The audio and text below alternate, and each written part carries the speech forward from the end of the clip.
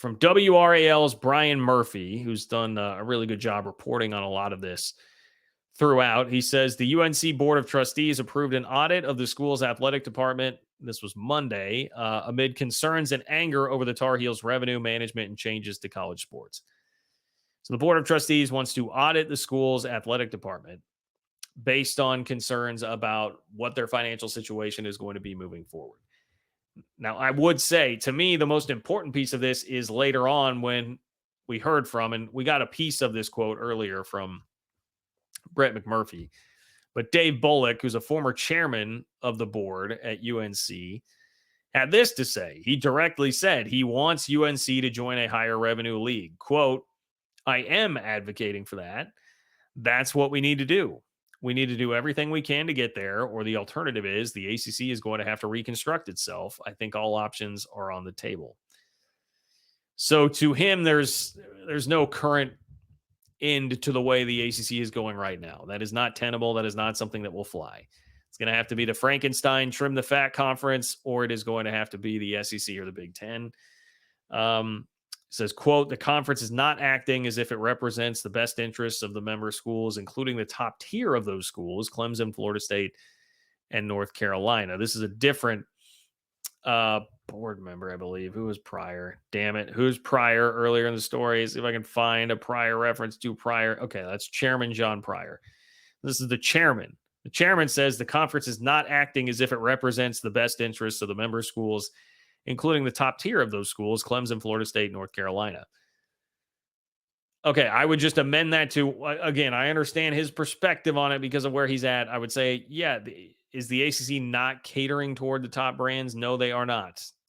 They're not catering toward Clemson, Florida State, and North Carolina. If you were to do that, I would ask, like, what exactly he's requesting here, because what could the ACC have really done? Are they supposed to be Robin Hooding this thing and stealing from, I guess it's not really Robin Hooding, reverse Robin Hooding, stealing from the poor, giving to the rich? Are they supposed to be taking Boston College's share and spreading it all out among Clemson, Florida State, and North Carolina here? This has been the basis of the entire Florida State argument, which is fascinating to see how it plays out in court. I think just in the court of common sense, you're kind of like, okay, you signed up for it, dude. Like, you signed up for it. You signed on the dotted line with all of that. You want to try and fight it in court, that's fine. You have every right to do so. But if I'm just reacting how I would react to it, it looks like, you signed up for it. But anyway, that's how they feel. The important part is, like, that's how they feel. And Carolina is becoming less and less quiet and disguised on how it is that they are saying these things. They're not trying to hide it seemingly at all anymore. Here's one more quote. Instead, the conference is acting at the expense of those schools to prop up the bottom tier of the conference in a way that I think is a gross abdication of responsibility, and I lay that at the feet of the commissioner. These are really strong words. It's that's the argument that you have if you're trying to fight it in court. I understand, and I don't really begrudge them for this, because that is their play. But if we're going to take the words like legitimately at face value, it's a stretch to me to say that they're propping up the bottom of the league. They're just fulfilling everybody signing a grant of rights, signing the agreement here that everybody's in the conference. They're just doing what has always been done there. What you're asking them to do is cater to you in a world that has now changed since you signed the contract. But it's not really how it works when you sign the contract. Maybe the courts will say differently. Again, maybe the courts will say differently. We shall see. As far as the rest of the board plans to meet about athletics in a closed session during its meetings Wednesday and Thursday. So closed session today, closed session tomorrow for the North Carolina board. It approved a top line of $134.97 million for the department as part of its all funds budget that is due to the Board of Governors this week, but demanded further discussion with AD Bubba Cunningham. Quote, I think it's imperative for the board to hear all of this in closed session, Chairman John Pryor said. I don't think they understand the level of bad data that has been provided, and I think it's incumbent on us to get it right. Trustee Jen Evans said the athletic department submitted a preliminary budget proposal with a $17 million deficit for the 24-25 academic year and $100 million in cumulative deficits moving forward. We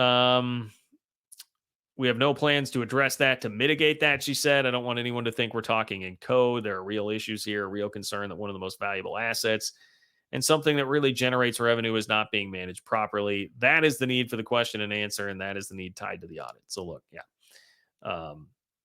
no real issues here. It's just we got to discuss how we're going to bring in more revenue, how we're going to get more money. That's it.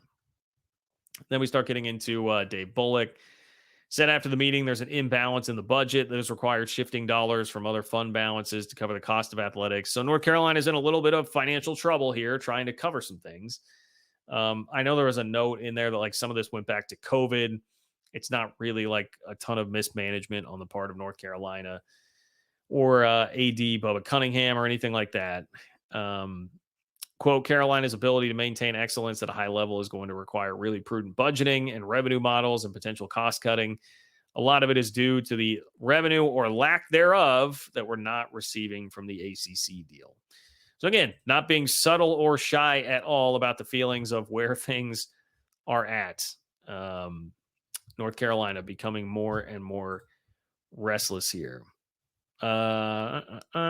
Quote, it's not something you can chance with the snap of a finger. Is that supposed to be change?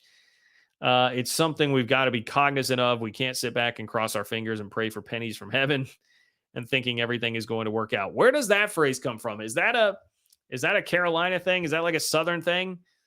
We can't just sit and wait and pray for pennies from heaven, think everything is going to work out. We have to actively pursue what's in the best interest of Carolina athletics. Yeah, I mean, again, don't begrudge North Carolina's position here. To me, the significance of this is they seem to be losing patience. And later on, where did I have that from?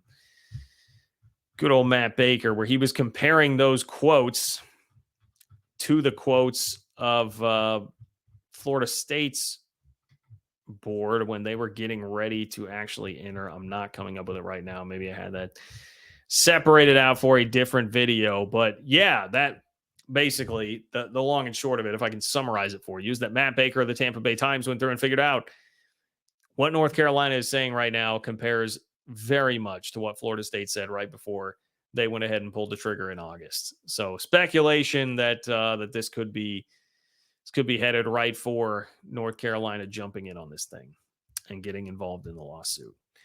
So there you have it. There's the North Carolina update that kind of set the scene. That was like on the front end of what's been happening this week at ACC meetings. This like was a tone setter that set up everybody having to answer questions on Tuesday and Wednesday about it, to which I know like the North Carolina brass that was there kind of said like, hey, just chill. I don't even totally know about this. Like, whatever. Didn't have much of a comment. And then Jim Phillips, as we said earlier, kind of has to go Baghdad Bob on it a little bit and just be like, it's all right. You know, I'm optimistic that things will be okay.